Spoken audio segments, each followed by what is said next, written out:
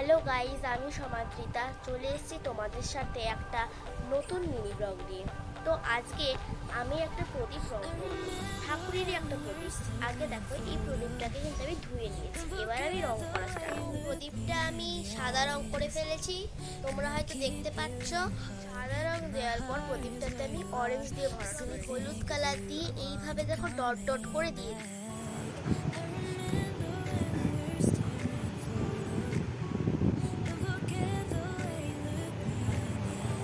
আমি হলুদ রং দিয়ে এইভাবে একটা ডিজাইন করি। রেড কালার দিয়ে আমি এইরকম একটা ডিজাইন করি। হচ্ছে ফাইনাল লুক। যদি তোমাদের ভিডিওটা ভালো লেগে থাকে তাহলে অবশ্যই আমার চ্যানেলটিকে লাইক করে সাবস্ক্রাইব করে দিও। টাটা।